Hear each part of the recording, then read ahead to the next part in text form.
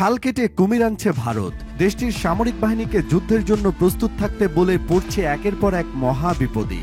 সর্বশেষ ভারতের সেভেন সিস্টার্সের অন্তর্ভুক্ত অরুণাচল প্রদেশের প্রায় ৬০ কিলোমিটার গভীরে ঢুকে পড়েছে চীনের সশস্ত্র বাহিনী পিপলস লিবারেশন আর্মি PAL।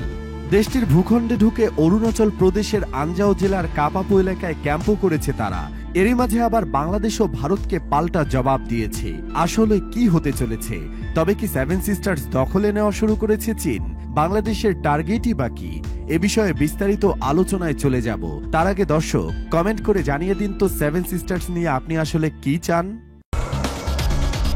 ভারতের উত্তর পূর্ব প্রান্তের রহস্যে ঘেরা ৭টি রাজ্য, যাদের একত্রে বলা হয় সেভেন সিস্টার্স। ভারত তো বটেই, প্রতিবেশী দেশগুলোতেও এই ৭টি রাজ্য নিয়মিত বিভিন্ন ইস্যুর জন্ম দেয়। কিছুদিন আগেই বাংলাদেশের প্রধান উপদেষ্টা ডক্টর মোহাম্মদ ইউনূসের একটি মন্তব্যের জোরে এখন আলোচনায় আসে এই সেভেন সিস্টার্স। তার মাস না পেরোতেই আবারও তুমুল আলোচনায় সেভেন সিস্টার্স।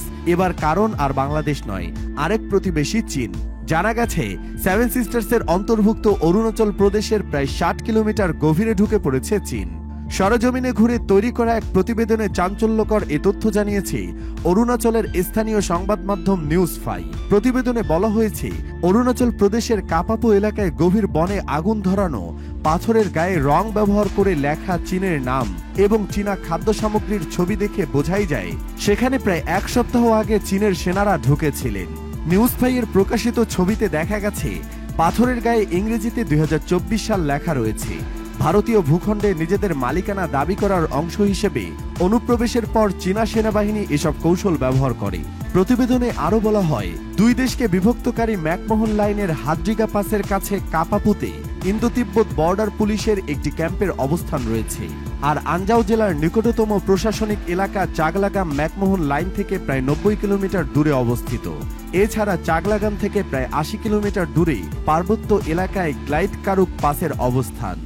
এ বিষয়ে অরুণাচল রাজ্যের নারী এবং শিশু উন্নয়ন বিষয়ক মন্ত্রী দাশাংলু পুল বলেছেন, স্থানীয়দের মতে চীনা সেনারা জেলায় প্রবেশ করেছিল এবং চলে যাওয়ার আগে কয়েকদিন সেখানে অবস্থান করেছিল।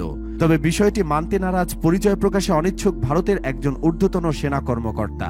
তিনি চীনের অনুপ্রবেশের বিষয়টি অস্বীকার করে বলেন যে এই ধরনের ঘটনা প্রায়ই অনিচ্ছাকৃতভাবে ঘটে থাকে। তিনি দাবি করেন, PLA সেনারা ভারতীয় ভূখণ্ডের ৬০ কিলোমিটার ভিতরে অনুপ্রবেশ করেছে এটি মিথ্যা, কারণ এখানকার সীমানা সঠিকভাবে চিহ্নিত না হওয়ায় এটি ঘটে থাকে। দুই পক্ষের সেনারা টহল দেওয়ার সময় একে অন্যের ভূখণ্ডে না বুঝেই ঢুকে পড়ে। তারা কখন যে শত্রুর ভূখণ্ডে রয়েছে তা বুঝতে পারে না। তিনি বলেন, ঘটনাটি বাফার জোনে ঘটে থাকে। এ সময় জনগণকে আতঙ্কিত না হওয়ার পরামর্শ দিয়েছেন তিনি। তবে এসব অনুপ্রবেশকে কোনোভাবে হালকাভাবে নিতে নারাজ ভূরাজনৈতিক বিশ্লেষকরা। তাদের মতে এসব অনুপ্রবেশ মূলত ভবিষ্যৎ সম্পর্কে সতর্ক করা। চীনারা যে সেভেন সিস্টার্সে ৭ দিনের বেশি ক্যাম্প করে গেল তা আজ করতে পারেনি ভারতীয় সেনাবাহিনী। এখন নিজেদের ব্যর্থতা ঢাকতেই অনুপ্রবেশ অস্বীকার করছে। যে কোনো ভূখণ্ড দখলের আগে প্রতিপক্ষ এভাবেই প্রতিপক্ষকে যাচাই বাছাই করে, তাদের পরীক্ষা করে, যাতে ভারতীয় সেনারা মোটা দাগে ব্যর্থই বলা যায়। জানা যায়, এর আগে ২০২২ সালের আগস্টে চীনা সেনারা হাদ্রিগা হ্রদের কাছে নিজেদের অবকাঠামো নির্মাণ কার্যক্রম তদারকি করেছিল। সেখানে ৩টি খননকারী যন্ত্র দিয়ে খনন কাজ পরিচালনা করতে দেখা যায় চীনা বাহিনীকে। তখনও তাদের কোনো জবাব দিতে পারেনি ভারতীয় সেনারা। অনেকের মতই তো কাগজে কলমে ভারতীয় সেনাবাহিনীর বিশাল শক্তিমত্তার কথা শোনা গেলেও বাস্তবে তার প্রয়োগ কখনোই দেখা যায়নি। এমনকি কেবল শক্তি প্রদর্শন নয়, মাথা দিয়ে ভারতীয় সেনাদের কখনোই তেমন চৌকস মনে হয়নি। সেভেন সিস্টার্স ভারতের একটি দুর্বলতা, একথা কারোই অজানা নয়। সেখানে যখন চীনা সেনারা ক্যাম্প করেছে তখন মোদী সরকার একটু হলেও বিচলিত হবে, সেটা তারা স্বীকার করুক বা না করুক। এরই মাঝে আবার বাংলাদেশেও তাদের সামরিক বাহিনী প্রস্তুতের বিপরীতে মোদী সরকারকে জবাব দিয়েছে। ভারতের সশস্ত্র বাহিনীকে যুদ্ধের জন্য প্রস্তুত থাকতে বলে দেশটির প্রতিরক্ষা মন্ত্রী রাজনাথ সিং যে বক্তব্য দিয়েছেন তাতে অবাক হয়েছেন বাংলাদেশের পররাষ্ট্র উপদেষ্টা মোহাম্মদ তৌহিদ হোসেন। তিনি বলেছেন, আমি যতটা না উদ্বিগ্ন তার চেয়ে বেশি অবাক যে উনি এ ধরনের কথা কেন বললেন। এর আগে উত্তরপ্রদেশের লখনৌতে সশস্ত্র বাহিনীর কমান্ডারদের প্রথম যৌথ সম্মেলনে ভারত শান্তিপ্রিয় দেশ বলে মন্তব্য করে সশস্ত্র বাহিনীকে ভবিষ্যৎ যুদ্ধ মোকাবেলার জন্য তৈরি থাকতে বলেন প্রতিরক্ষা মন্ত্রী রাজনাথ সিং। তিনি রাশিয়া ইউক্রেন যুদ্ধ ও ইসরায়েল হামাস সংঘাতের পাশাপাশি বাংলাদেশের পরিস্থিতির উল্লেখ করেন। জ্যেষ্ঠ সামরিক কর্মকর্তাদের এসব ঘটনা প্রবাহ বিশ্লেষণের পরামর্শও দেন তিনি। ভারতের সঙ্গে যুদ্ধের আশঙ্কা নাকচ করে দিলেও পররাষ্ট্র উপদেষ্টা তৌহিদ হোসেন তাদের সতর্ক করতে ভোলেননি। তিনি বলেন, আমি কোনো অবস্থাতেই মনে করি না যে ভারতের সঙ্গে আমাদের কোনো যুদ্ধবিগ্রহ হওয়ার সম্ভাবনা আছে। এটা তিনি তার নিজের দেশের কনজামশনের জন্য বলেছেন কিনা সেটা আমাদের বুঝতে হবে। আর তিনি যেভাবে কথাটা বলেছেন সেটা বিটিং অ্যারাউন্ড দ্য বুশ অনেকটা। রাজনাথ সিং এর বক্তব্যটি এলোমেলোভাবে মন্তব্য হিসেবে উল্লেখ করে তৌহিদ হোসেন বলেন, তারপরও রাজনাথ কেন বাংলাদেশ উল্লেখ করেছেন সে বিষয়ে খোঁজ নেওয়া হবে, কারণ ইউক্রেন যুদ্ধের কারণে ভারতের প্রস্তুতির কোনো প্রয়োজন আমি দেখি না, বা হামাসের সঙ্গে যা হচ্ছে তাতেও ভারতের কি সম্পর্ক। ইউক্রেন এবং হামাস ইস্যুর সঙ্গে বাংলাদেশ কিভাবে তুলনীয় হয় এটাও আমার বোধগম্যতার বাইরে। ভারতের প্রায় প্রতিটা উস্কানিমূলক বয়ানেই বাংলাদেশ এবার বেশ স্পষ্ট ও প্রতিবাদী বক্তব্য পেশ করেছে, যা অতীতে কখনোই দেখিনি আমরা। হাসিনা সরকার কেবল ভারতকে পিঠ দেখিয়েই চলেছে ও মোদির সামনে জি হুজুর টাইপের অবস্থানে নিয়েছে।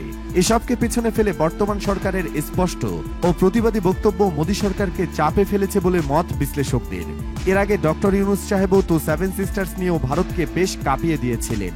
এবার চীনের অনুপ্রবেশ তাদের বিপদেই ফেলে দিয়েছে। আগেই বলেছি, সেভেন সিস্টার্স ভারতের অন্যতম একটি দুর্বলতার জায়গা। 1972 সালে ত্রিপুরার একজন বিখ্যাত সাংবাদিক জ্যোতিপ্রকাশ সাইকিয়া একটি রেডিও টক শোতে ভারতের অরুণাচল প্রদেশ, মেঘালয়, আসাম, মণিপুর, মিজোরাম, নাগাল্যান্ড এবং ত্রিপুরা রাজ্যকে সেভেন সিস্টার্স নাম দেন। এই 7টি রাজ্যের উপরে তিনি একটি বইও লেখেন যার নাম ল্যান্ড অফ সেভেন সিস্টার্স। মূলত এরপরেই এই নামটি ব্যাপক জনপ্রিয়তা অর্জন করে। এই 7 রাজ্যের আয়তন 2,55,511 বর্গ কিলোমিটার, যা ভারতের মোট এলাকার প্রায় 7%। এসব রাজ্যগুলো একে অপরের উপর নির্ভরশীল হলেও সংস্কৃতি ও পরিবেশের দিক থেকেও তারা স্বতন্ত্র।